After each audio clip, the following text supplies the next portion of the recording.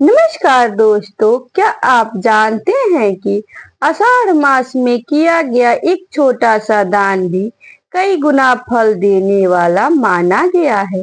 लेकिन क्या हर दान शुभ होता है? क्या बिना नियम जाने किया गया दान भी पूरा फल देता है? और आखिर आषाढ़ मास में किन चीजों का दान करना सबसे उत्तम माना गया है?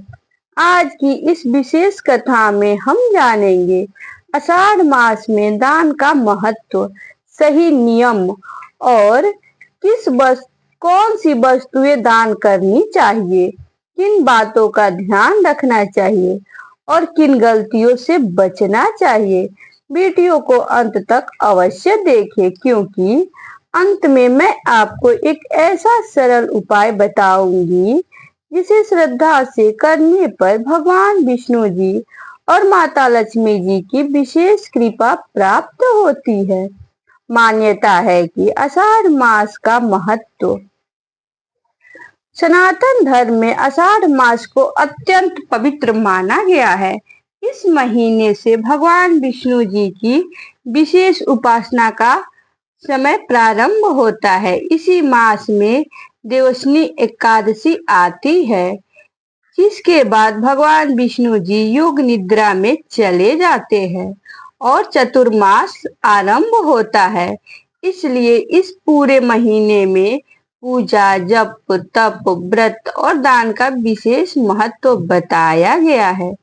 दान केवल धन देने का नाम नहीं है।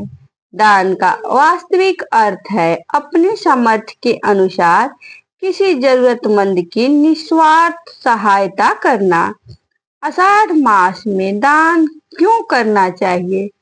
शास्त्रों के अनुसार दान करने से पापों का क्षय होता है, मन शुद्ध होता है, परिवार में सुख शांति आती है, धन में बरकत होती है, भगवान विष्णु जी की कृपा प्राप्त होती है, जीवन में सकारात्मक ऊर्जा बढ़ती है। दान का सबसे बड़ा लाभ यह है कि यह मनुष्य के भीतर दया, करुणा और सेवा की भावना जगाता है। दान करने का सही समय। आषाढ़ मास में प्रातः स्नान के बाद स्वच्छ वस्त्र पहने, भगवान विष्णु जी की पूजा करें। इसके बाद श्रद्धा और विनम्रता के साथ दान करें। यदि संभव हो तो एकादशी, गुरुवार, पूर्णिमा और इन दिनों किया गया दान विशेष शुभ माना जाता है। आषाढ़ मास में किन चीजों का दान करें? पहला है अन्नदान। शास्त्रों में अन्नदान को सबसे श्रेष्ठ दान कहा गया है। गरीब, भूखे या जरूरतमंद व्यक्ति को भोजन कराना अत्यंत ही पुण्यदायक माना गया है। दूसरा है जलदान। गर्मी और वर्षा ऋतु के बीच आने वाले इस समय में प्यासे लोगों को शुद्ध पानी पिलाना महान सेवा मानी गई है। तीसरा है वस्त्रदान। जरूरतमंद लोगों को साफ और उपयोग वस्तु योग्य वस्त्र दान करें। फटे हुए कपड़े कभी भी दान न करें। चौथा है फल और अनाज। चावल, दाल, गेहूं, आटा, फल आदि का दान भी शुभ माना जाता है। पांचवा है छाता और चप्पल। बरसात के मौसम में गरीब लोगों को छाता या चप्पल देना भी सेवा का सर्वश्रेष्ठ कार्य माना गया है। छठवां है गौ सेवा। यदि संभव हो तो गाय को हरा चारा, गुड़ या रोटी खिलाएं। सातवां है धार्मिक पुस्तकें। गीता, रामचरितमानस या अन्य धार्मिक पुस्तकें श्रद्धा से भेंट करना भी ज्ञान दान का श्रेष्ठ रूप माना जाता है। दान करते समय ये नियम अवश्य अपनाए। दान हमेशा श्रद्धा से करे, अहंकार छोड़कर करे, दिखावे के लिए न करे, अपनी क्षमता के अनुसार ही करे, शुद्ध मन से करे। ये याद रखें, छोटा सा दान भी यदि सच्चे मन से किया जाए तो उसका महत्व बहुत बड़ा होता है। किन गलतियों से बचे? आषाढ़ मास में क्रोध करके दान न करे, अपमान करके दान न करे, खराब वस्तुएं दान न करे, केवल प्रसिद्धि पाने के लिए दान न करे, किसी को नीचा दिखाकर दान न करे।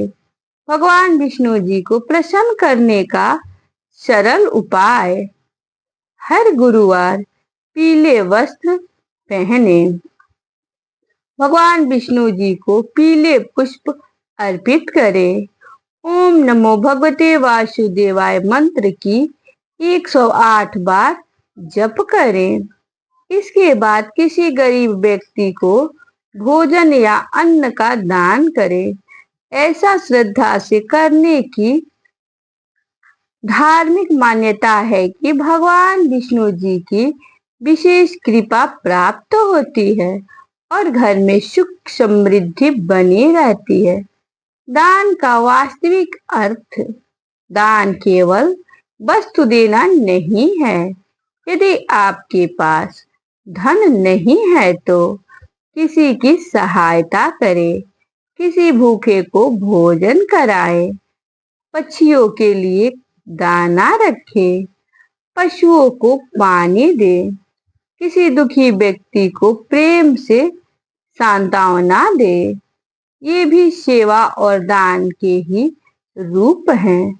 प्रेरणादायक कथा। एक नगर में एक निर्धन वृद्धा रहती थी। आषाढ़ मास आया, उसके पास दान करने के लिए धन नहीं था।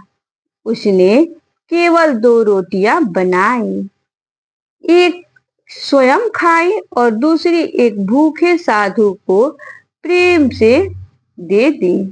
साधु ने आशीर्वाद दिया, तुम्हारे घर में कभी अन्न की कमी नहीं होगी। धीरे धीरे उसके जीवन की कठिनाइयां कम होने लगी। यह कथा हमें सिखाती है कि भगवान वस्तु नहीं भावना देखते हैं। प्रिय भक्तों, आषाढ़ मास हमें सेवा, दया और दान का संदेश देता है। दान कभी भी बड़े धन से नहीं बल्कि बड़े हृदय से होता है। यदि हम इस पवित्र महीने में सच्चे मन से किसी जरूरतमंद की सहायता करें तो यही सबसे बड़ी पूजा है। भगवान विष्णु जी सभी भक्तों पर अपनी कृपा बनाए रखे। ओम नमो भगवते वासुदेवाय। यदि आपको यह कथा पसंद आई हो तो वीडियो को लाइक करें, अपने परिवार और मित्रों के साथ शेयर करें और ऐसे ही सनातन धर्म से जुड़े ज्ञानवर्धक वीडियो देखने के लिए हमारे चैनल को सब्सक्राइब करें। जय श्री हरि विष्णु, जय श्री हरि।